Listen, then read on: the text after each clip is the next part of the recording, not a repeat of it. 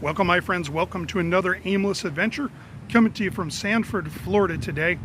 We're at the Museum of Seminole County History here in Sanford, Florida. All kind of history from this area is inside this building and a couple other ones. We're not here to see just any history. They have a particular setup going on right now, an exhibit, if you will, called Dearly Departed. It's about death. It's about the mourning practices of death. It's about the fashion of death. There's a lot of death. But it is spook season. At least right now it is. So I think it's time we explore more of Dearly Departed. I'm wearing the appropriate black. Let's do it.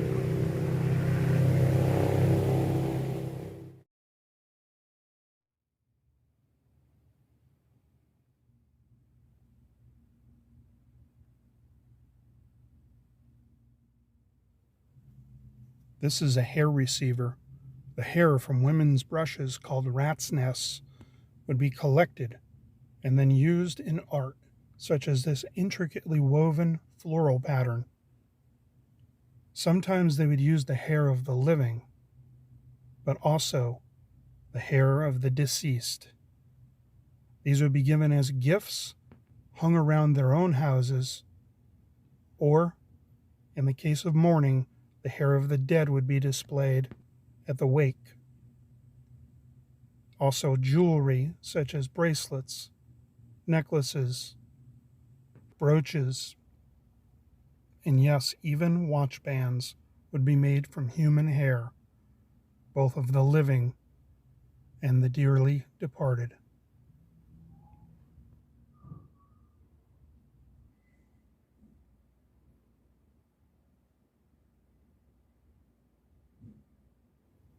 Some other artifacts like these mourning pins would be used to display additional items on your clothing. In the event that you were weeping, they had you covered with these tear catchers.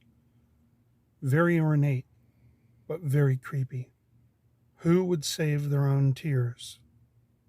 That just seems odd to me. They also had mourning fans.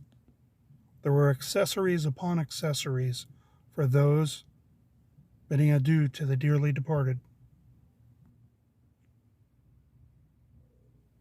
Death served as a common motif in everyday life, even for children. Here, a child cross-stitched a poem as a way of mourning. Shortly before his assassination in 1865, then President Abraham Lincoln sat down with Leonard Volk to create what would become his last life mask. Mementos of President Lincoln and his deceased son Willie were sold along his funeral route. For those who had the means to do so, photographs of deceased family members were fairly common. This black beaver hat has a band around its base. The thickness of the band would illustrate the relationship to the deceased. Here we have a recreation of a 1920s mourning dress. The white collar at the top of the dress indicates that this particular dress was used in later mourning. Here we have a two-piece mourning dress and shawl from the 1890s. The velvet panel in the bodice was later installed to expand the piece. The blue hue on the lining indicates its use in later mourning. Here we have a black mourning bonnet, circa 1850s. Mourning pins or hat pins would be used to secure the bonnet to the back of a woman's head during the early stages of mourning. Here we have a parasol from 1890. Items used in everyday life were often altered with stitching and black fabric during a time of mourning. This particular parasol has been well preserved. The napkin is a recreation of an 1890s piece. The mourning attire here is from the 1860s. This particular ornate bonnet would have been used and worn during the second year of mourning. The second year of mourning allowed for more color and decoration to be added to an outfit. Here we have a mourning purse from the 1890s. The decorations in this small purse depict 3 small cherubs and dark winding vines in a tarnished gold. This mourning shawl is from the 1860s. This particular piece would have been worn by ladies during the first year of mourning. Mourning attire was a big deal in the 1800s and a goth kid's dream. The woman here is in an 1860s era mourning dress.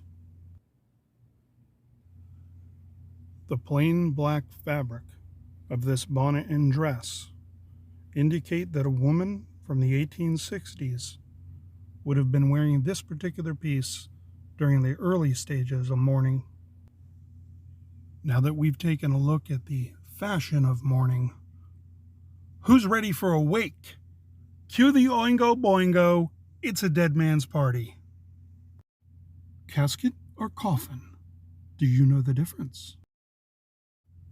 Plaques like this one from 1907 were often placed on the inside open lid of the coffin during viewing of the dearly departed. They were also kept by living loved ones and placed in shadow boxes or mounted on the walls. Fragrance bottles like this one, circa 1830, were often filled with fragrances and perfumes and used at wakes to mask the smell of decay. While snooping around the wake room, I came upon this vintage and very cool Viewmaster. Further examination down the peephole seemed to point out a spirit attempting to high-five the living. I don't know if that's possible, but maybe. A look to the far wall shows us 2 death masks of siblings who died during childbirth. These death masks are circa 1830, and above each head is a hair locket, done in the Albert Curl style. Because wakes were often held in the homes of family members and friends, those still breathing would cover all photographs or depictions of the living during the wake. Albert H. Alexander, Volusia County Sheriff from 1868 to 1870. The black fabric draped across his portrait was tradition for the deceased. Now it's time to creep down the hall to the autopsy room and check out the stages of decomposition. Who's ready for lunch? Here we have a tool that would have been used in the 1800s, assisting the embalming of a body. Like this fella here, under the most sanitary of conditions. Then again, he's dead. Here we have a very well-preserved medical kit from the period, as well as medical books, including this one, dealing with bones. And now it's time to look at rotting body parts. Bacteria cause the processing of noxious gases, which in turn bloats the body and forces fluids out of its orifices, thus leading to punctures in the skin where bugs can get in there and lay eggs. And now we look at dry remains. All byproducts of decomposition have disappeared, thus leaving the skeletal remains and hair. Beetles and flies eat the softer remains, while mites and moth larvae digest the hair. If left to the elements, the bones will eventually lighten and be reclaimed by the earth. Here 2 men are making a death mask for a deceased woman.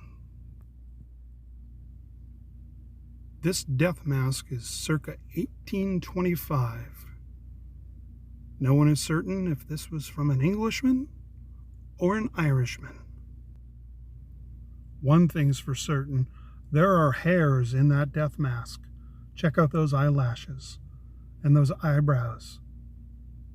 That's creepy. And they're staring right back at you. Thanks for joining me on another aimless adventure. This building was built in 1926 and is believed to be the only county old folks home still in existence in the state of Florida. If you like videos like this, or random wanderings from a mid-century man, then subscribe. Until next time, adventure on.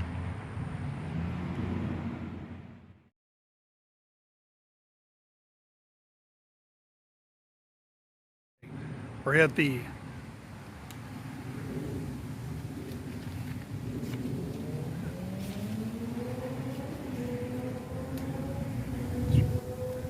welcome, my friends. Welcome to another loud motorcycle going by. 1792 in Sanford, Florida. Take 40.